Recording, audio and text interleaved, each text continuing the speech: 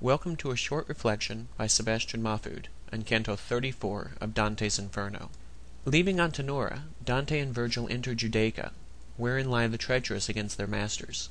So evil were their transgressions that they are completely inert, where the least possible trace of grace remains to them to give form to their substance.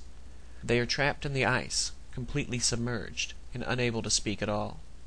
But it is not they who capture the poet's attention as they complete their trip through the final round of the final circle of hell. On march the banners of the king of hell. Now we see the face of Dis, Virgil instructs us. This is the place where we must arm our soul against all dread. If you haven't perceived that Virgil's been speaking to us throughout this whole canticle, you can see it clearly now. Satan looms like a windmill, larger by many times than the giants who guard the ninth circle. Dante notes that if Satan were once as beautiful as he now is hideous, and he still turned on his Maker, then well may he be the source of every woe. So, he merits description. Satan has 3 faces, one red, one bile, and one black. 2 great bat wings rise up from beneath each head, and it is these Satan is flapping in a desperate but futile attempt to escape from the ice within which he is trapped. It is these winds, Dante explains, that freeze all Cocytus. Take a look into his mouths. In each one he chews and crunches for all time a different center. Within the mouth in front we find Judas, for whom Satan's biting is less intrusive than Satan's ripping, an eternal cud on which Satan chews.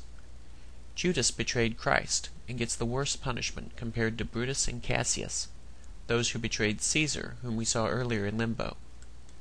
If you've noticed, every time Dante has the chance, he demonstrates his point with both Christian and pagan examples, and this pattern will become more evident on Mount Purgatory as we work our way up each of the 7 ledges to the Garden of Eden. Here, we have betrayal of both temporal and spiritual masters. That's our composite. Beyond that, there's nothing else that makes us up. And beyond that, there's God. Okay, now we come to the weird part. Dante and Virgil have to climb out of hell, but there's no way out but through the crack in the earth that lies under Satan's feet. So Virgil grabs hold of Dante and begins to climb down Satan's shank, using the tufts of Satan's matted fur as a staircase. The poets descend in this way till they reach Satan's hip. Now that's the exact gravitational center of the whole universe, for at this point Virgil turns himself around to make the rest of the climb up Satan's legs. Dante's confused by this and thinks they're heading back to hell. What he doesn't immediately consider is that the earth is round. Once they pass the center of the planet, they are no longer going down, but up. And it is up they will continue to climb through the tunnel that was created by Satan when he fell from heaven to the center of the earth. Everything on this side of the planet is water. It's the water that took Ulysses and his crew 5 months to cross once they left the northern hemisphere.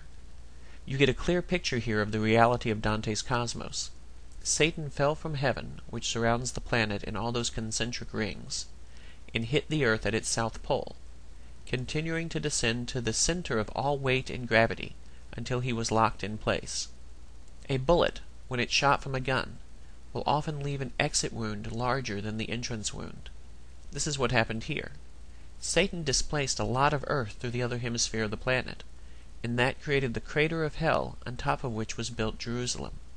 The displaced earth on the impact side, Virgil explains, flew upward and stacked, one clumpful on top of another, to form Mount Purgatory. At the instant of the fall, then, was created a way back to God. Nimrod and Ephialtes were playing with sand castles by comparison, and then Adam was created and placed in the Garden of Eden, at the very top of Mount Purgatory. When he fell, God sent him to the other side of the world, to the city of man.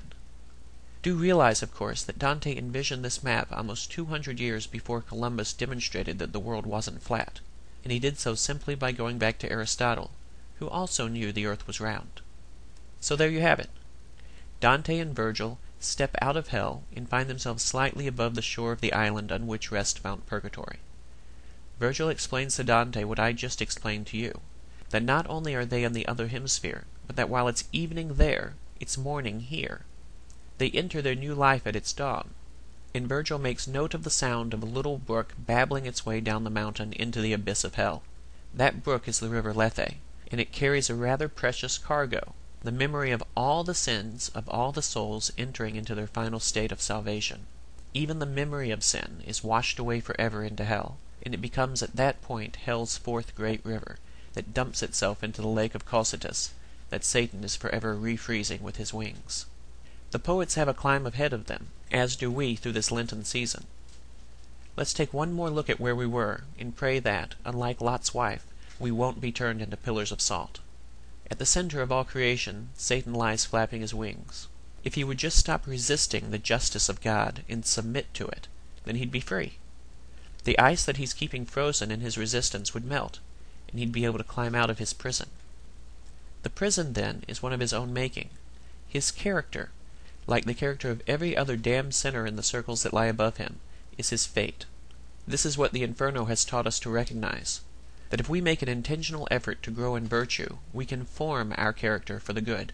That we, like our poets, having recognized the nature of sin, can begin to purify ourselves from it. That's what Purgatory is all about, purification, and make ourselves, with God's assistance, pure, perfect, and ready for the stars.